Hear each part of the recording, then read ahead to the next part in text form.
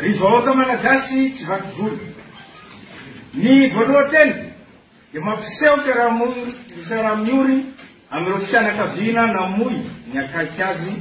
Makundi kadhaa ya wanajeshi huko nchini Madagascar yamekaidi amri na kuungana na maelfu ya waandamanaji wanaopinga serikali waliokusanyika katika mji mkuu wa Antananarivo, huku maandamano dhidi ya utawala wa Rais Andry Rajoelina yakizidi kushika kasi.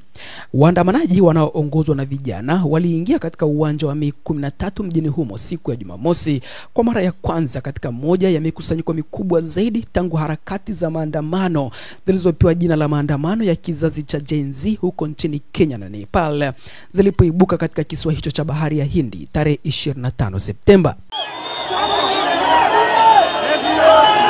Baada ya polisi kutumia mabomu ya mshangao na gesi ya machozi kuwatawanya waandamanaji, wanajeshi walifika katika eneo hilo ambapo walipokelewa kwa shangwe na waandamanaji.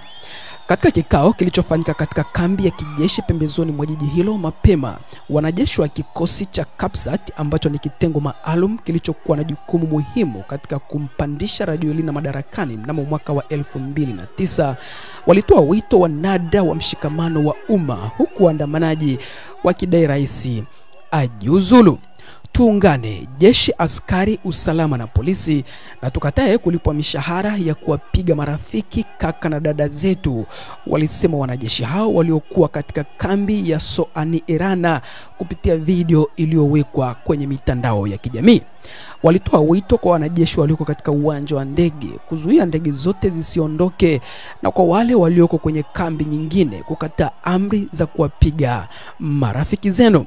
Fungeni milango na msubiri maagizo yetu, walisema wanajeshi hao. Msitii amri za wakubwa wenu. Elekezeni silaha zenu kwa wale wanaowaamuru kufyatua risasi kwa wenzenu, kwa sababu hawatajali familia zetu pindi tukifa.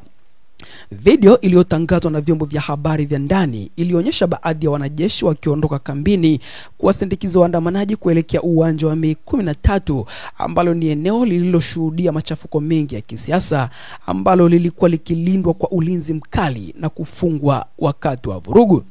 Maandamano ya siku ya Jumamosi yalikuwa makubwa zaidi katika harakati hizo zinazoongozwa na vijana, ambazo zilichochewa na hasira kutokana na upungufu wa umeme na maji kabla ya kubadilika kuwa kampeni pana dhidi ya serikali. Haikufahamika mara moja ni wanajeshi wangapi waliokuwa wamejiunga na waandamanaji siku ya Jumamosi. Waziri mpya wa jeshi aliwataka wanajeshi kubaki watulivu. Tunaomba ndugu zetu wanaotofautiana nasi wayape kipaumbele mazungumzo, alisema waziri huyo katika mkutano na waandishi wa habari. Jeshi la Madagascar linabaki kuwa mpatanishi na ndilo ngome ya mwisho ya ulinzi wa taifa, aliongeza waziri huyo. Watu kadhaa walijeruhiwa siku ya Alhamis wakati vikosi vya usalama vilipotumia gesi ya machozi, risasi za mpira na magari ya vita kuwatawanya waandamanaji. Video za ukatili wa polisi zilienea kwa kasi kwenye mitandao ya kijamii, ikiwemo moja ikimuonesha mwanaume aliyepoteza fahamu chini baada ya kukimbizwa na kupigwa vibaya na vikosi vya usalama, tukio ambalo lilishuhudiwa na waandishi wa habari wa shirika la habari la AFP.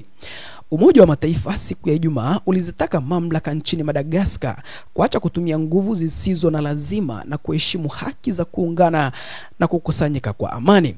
Umoja huo ulisema kwamba angalau watu 22 wameuawa huku wengine 100 wakijeruhiwa katika maandamano hayo. Lakini hata hivyo, Rajoelina amepinga takwimu hizo, akisema Jumatano kwamba kulikuwa na vifo 12 vilivyodhibitishwa na wote hao walikuwa wavamizi na waharibifu. Hapo awali, Rajoelina alichukua msimamo wa upatanisho na kuvunja serikali yote kama majibu kwa maandamano hayo ya vijana. Lakini tangu wakati huo, ameimarisha msimamo wake, akimteua afisa wa kijeshi kwa waziri mkuu siku ya Jumatatu na kuteua wajumbe wa kwanza wa baraza jipya la mawaziri kutoka jeshini, idara ya usalama wa umma pamoja na polisi. Miongoni mwa nchi masikini zaidi duniani, Madagascar imekumbwa mara kwa mara na mapinduzi ya wanajeshi tangu kupata uhuru kutoka Ufaransa mnamo mwaka 1960, ikiwemo maandamano makubwa ya mwaka 2009 yaliyomng'oa madarakani Rais Marc Ravalomanana wakati jeshi lilipomweka Rajoelina kwa muhula wake wa kwanza.